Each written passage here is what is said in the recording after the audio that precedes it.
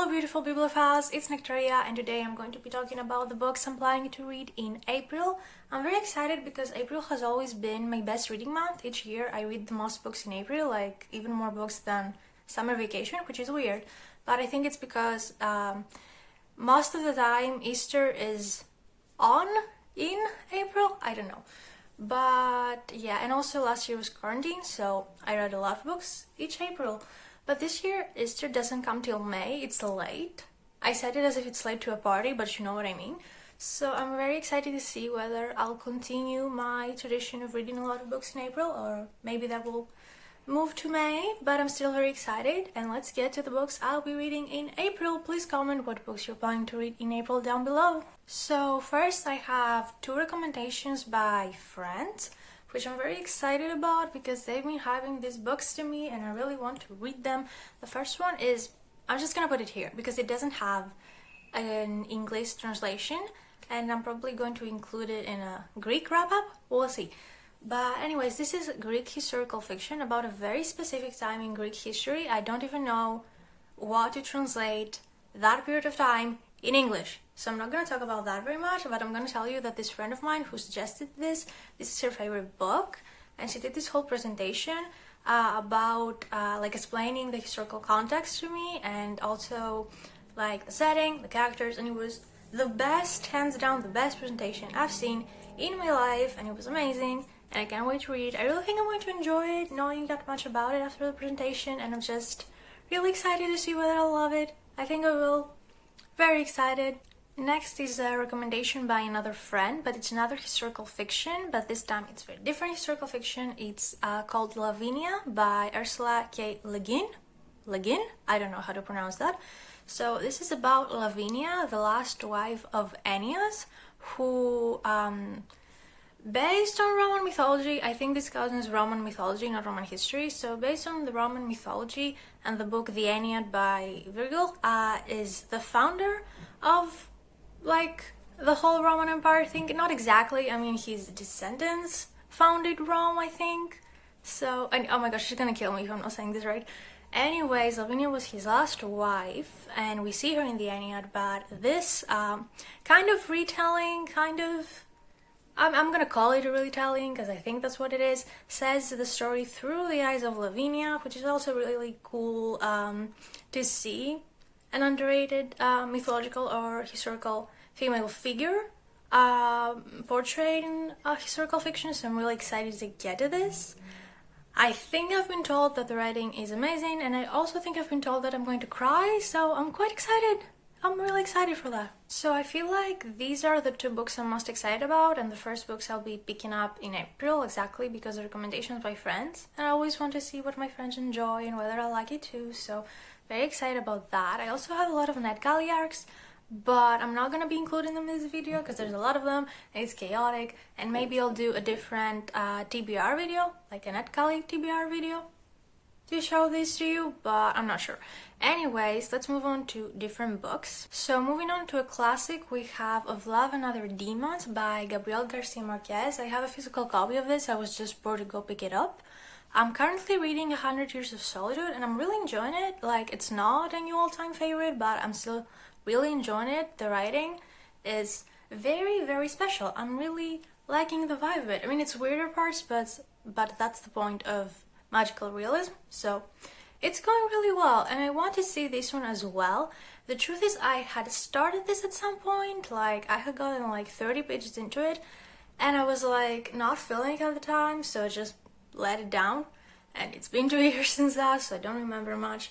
I think it starts with this girl being bitten by a dog and people think like she's infected with some kind of things she wasn't infected by because people used to think weird things in the past, and somehow love gets involved in this whole thing. I don't know, I'm just excited to see. I have The Anarchist Banger by Fernando Pessoa, who is one of my new favorite authors slash poets, you could say, because writing wise I adore him. I read the Book of Disquiet by Fernando Pessoa last year and I really enjoyed it. I loved his writing and I loved how dark but also humane the thoughts he was expressing were at the same time. It was just amazing. Chef's kiss. I adored it. New favorite. Anyways, and I also read a lot of his poetry, and he's definitely easily one of my favorite poets. Like, his poetry is exactly the kind of poetry I like to read, so oh my god, I am so happy to have discovered him. And a lot of people were telling me, like, if you like his writing, you're really going to enjoy The Anarchist Banger. This is a very short book, it's like 60 pages or something, so I'm definitely gonna get to it, and I really think I'm gonna love it, so I'm very excited. Next, the original of Laura by Vladimir Nabokov. So the special thing about this book is that it's not a complete book. It's just fragments of the last book Fernando. Oh my god, I'm stuck with Fernando Pessoa. The last book Vladimir Nabokov was writing before he died. So I think that's very intriguing. I haven't read anything like this before. There are a lot of incomplete books, like the last book authors were writing before they died, but I haven't read anything like this, so I'm very excited to see it. I mean, if you see the inside, it's the English like manuscript, photographs, and then it's the Greek translation, so I think it's really cool. And I mean, it's just so exciting. The guy wanted the manuscript to be burned. Like, he asked that of his wife, but of course she didn't burn it, and now we have it, and I'm so happy. Like, we're not respecting his wishes, but I mean, you gotta do it for literature, right? You know, I'm so excited. I just want to read everything else he is reading after reading Lolita, because I loved the writing in Lolita. Like, I think I'm gonna like this so much, even though it's like very incomplete. I mean, I'm so excited. The next books I'm going to mention very briefly, because I feel like they are in every TBR video I've been making since November, because I never get around to them, so I'm just gonna be mentioning them very briefly. So we have The Remains of a Day by Kazuo Ishiguro. I'm not going to start another rant talking about how disappointed I was by reading Never Let Me Go by Kazuo Ishiguro. That book really disappointed me, but I'm not gonna have another rant. I'm going to read this book. I'm going to go in expecting good things, and hopefully the positive vibes will be returned to me, so I am very excited about this.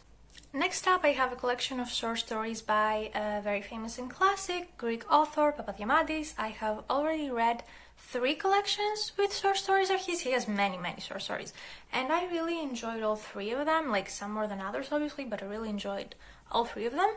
And this one has like a lot of very short stories, like some of them are even 5 pages long, so I'm very excited. I think it will be easy to read, but also like really enjoyable, because I've enjoyed everything else I've read by him, so I'm very excited. So this book I've been trying to read since like August, and I'm never actually picking it up. I don't have anything personal with it, it's just time is limited. And this is The Roulette by Victoria Hislop. It's historical fiction about the Greek Civil War. I've been told it's not her best novel, but I'm still really excited to get to it, and then I'll read the rest of her novels. So I hope this happens this month, because I've been like delaying it for so long. Now we're down to the last 4 books. We have a poetry collection by Fernando Pessoa, as he writes with his one of many pen names, Alberto Cairo. I've already read a lot of poetry by Fernando Pessoa using different surnames, pen names. So I'm very excited to get to this. I think I'm going to adore it, because I adore the way he writes. I mean, it's just like my kind of poetry is Fernando Pessoa. I adore it.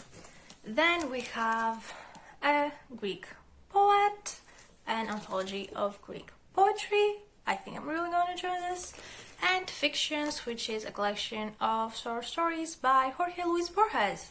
I have read some essays of his before, but I want to see him in fiction very much, so I think I'm going to enjoy this very much as well. Those were the books I'm planning to read in April. I am very intimidated that only the first 2 books I told you about are going to be read by me in April, and then the rest are going to be pushed over to the May TBR, because oh my god, I'm never reading these, but I really want to, so I should get to it, you know?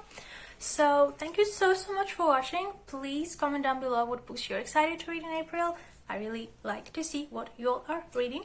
So thank you so much. Please have a great day or night if you're watching this at night. Have a great week, and I'll see you soon with another video. Bye!